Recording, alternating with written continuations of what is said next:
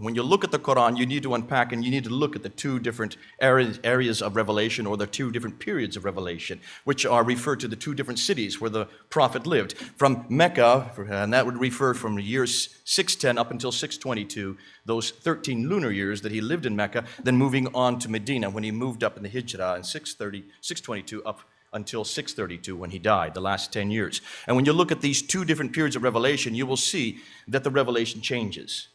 In Mecca, it's a very peaceful environment. Muhammad was not a statesman, he was only a prophet. And as a prophet, he had certain responsibilities, and those responsibilities did not include the state. He was a minority in his own town. And as such, the revelations that were received, they reflect that environment. And when you look at the Meccan surahs, there's not an awful lot that we would disagree as Christians when we read the Meccan surahs. They focus around the end times. They focus around the monotheism, the idea that God is one. But then when he moved to Medina in 622, he then took on a different role. He became a statesman besides a prophet and statesman.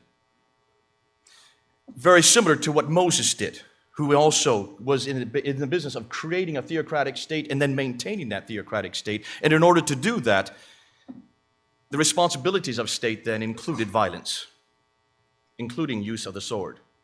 So when he moved to Medina, because of those added responsibilities, the statesmen, and also certainly the responsibilities of state, you can see that the revelations change. And so when you look at the Medinan surahs, the longer surahs, the material that's primarily at the front of the Quran, the first, mostly at the front, you can see that there's an awful lot of violence in those verses.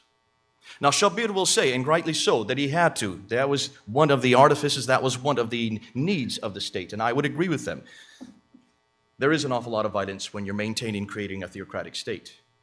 But that's not to say that there is not violence in the Bible. There is violence in the Bible.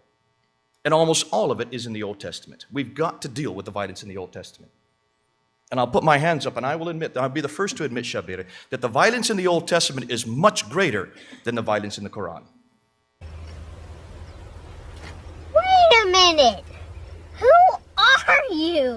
And I'll put my hands up and I will admit, I'll be the first to admit, Shabir, that the violence in the Old Testament is much greater than the violence in the Quran. I'll be the first to admit that. It is much greater. It's horrendous violence.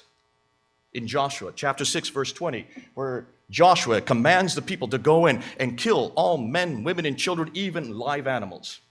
We don't see references like that in the Quran.